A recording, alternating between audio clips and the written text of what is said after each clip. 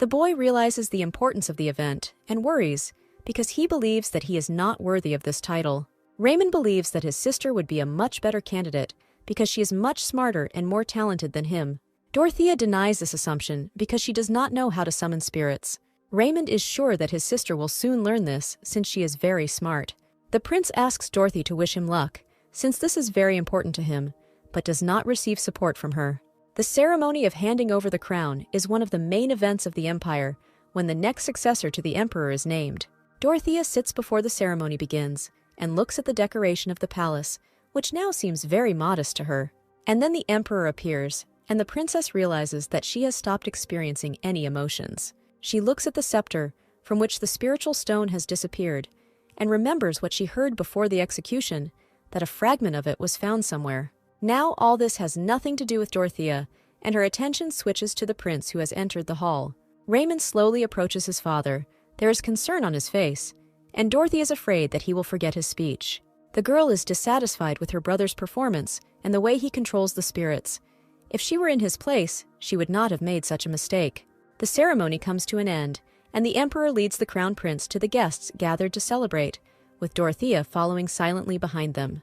The ladies who noticed the girl, admiring the beauty of the princess, noted her resemblance to her late mother. The emperor, who heard this, became furious and ordered the guests not to talk nonsense. Dorothea is saddened by what she heard, but she cannot leave this place for reasons of decency. Emperor Carnan and Ray are at the center of everything, and Dorothy is treated no better than a candlestick mounted in the wall. Before her rebirth, she would have come to the center and shown her importance, emphasizing what a fool Ray is compared to her. However, now there is not a single such thought in her head. She just wants all this to end as soon as possible, but someone is heading towards her. Raising her head, Dorothea sees Theon standing in front of her with a glass of pomegranate juice in his hands. The princess is glad to see him and that he is without Julia. Theon invites her to drink juice and hands her a glass. They walk around the hall, and Theon tells how Raymond boasted to him about his sister and her knowledge. The boy suggests that now they can meet in Epistemic. Epistemia is the best academy in the empire, where only the most outstanding talents are trained. In addition, this is the main place where descendants of noble families studying together acquire connections for the future. However, unlike Ray, who was easily able to get into this academy, Dorothy, so as not to overshadow the prince with her knowledge, could not get there. Once, in a past life, she tried to resist this by throwing a stone towards the epistemic, but it broke the window and hit the eldest son of the Duke of Bronte on the head. After this incident, the emperor locked Dorothy in the castle, and thus an end was put in their relationship. That is why now, in order not to repeat the past, the princess herself decided not to enter the academy. Having learned about Dorothea's decision and looking at the prince, Theon understands everything and tactfully decides not to continue the conversation. In order not to look humiliated in the boy's eyes, the princess decides to change the topic of conversation. However, the conversation started about the weather is interrupted by Julia suddenly approaching. Theon is looking for the Archduke, and the boy apologizes to the princess that he needs to leave. Dorothea is sad that Theon had to leave so quickly, and she considers leaving the event to her room herself. The girl approaches her father, who is standing with his back to her, to ask permission to leave. Duke Bronte, who is talking with the emperor at this moment, turns sharply towards the voice. Making an awkward movement with his elbow, he touches Dorothea's glass, and the juice spills onto her dress.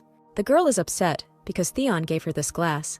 Now there is no juice, and she is standing all dirty in the middle of the crowd.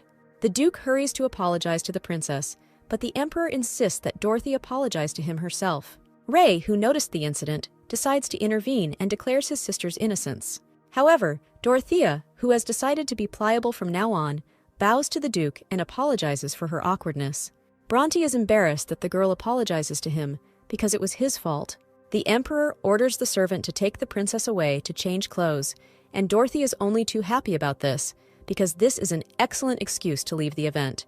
As she leaves, the princess notices the eyes riveted on her and turns around to see the surprised eyes of Theon and Julia. Embarrassed that they have witnessed the princess losing her authority, Dorothy runs away from the reception hall.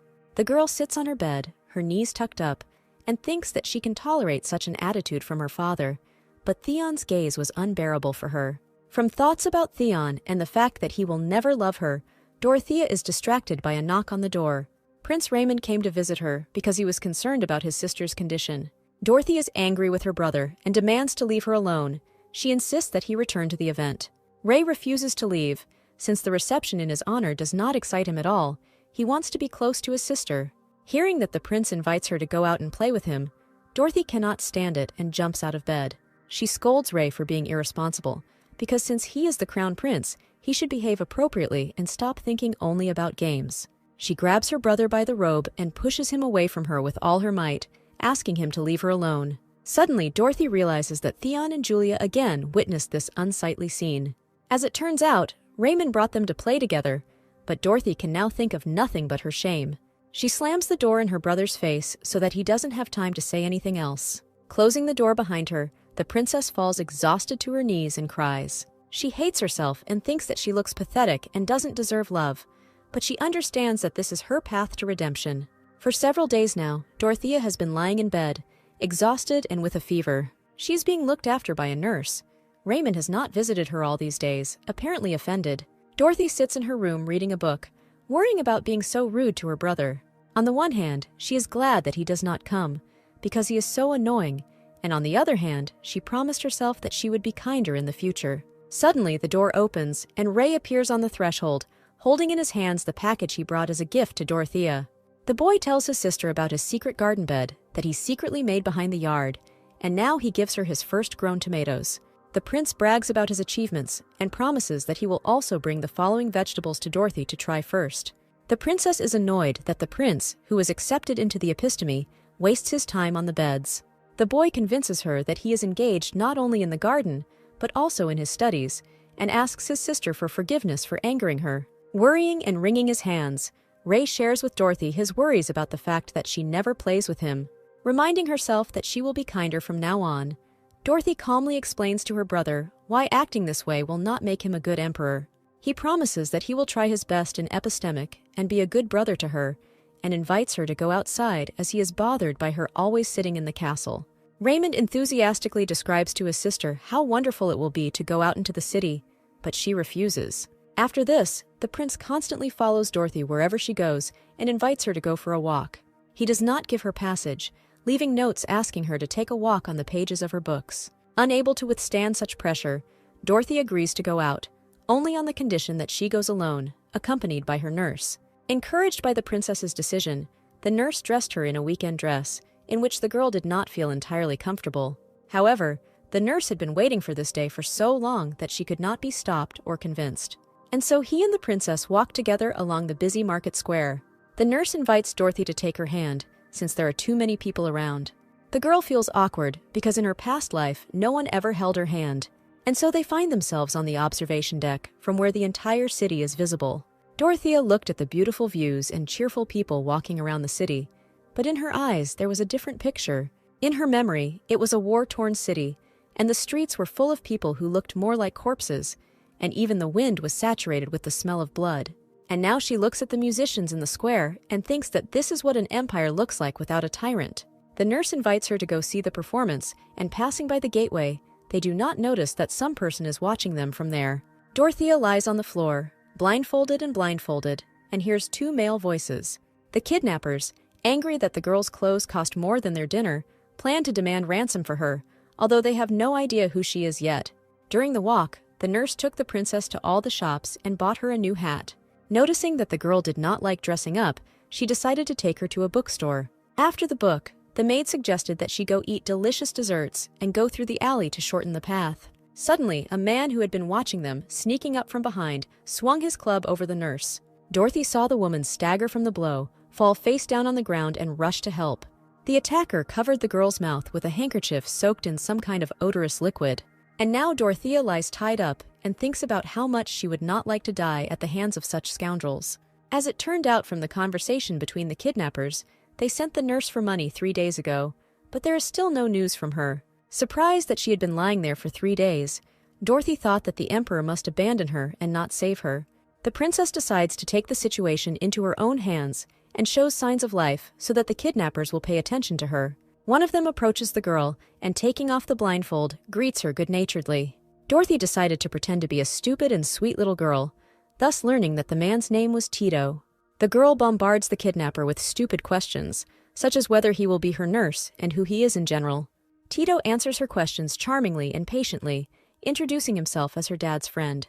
Dorothy asks to be allowed to call the man Uncle Tito, while wondering how she will finish him off. Listening to compliments on her appearance, she remembers her past life. Then she knew one person who constantly told her this and asked her to smile.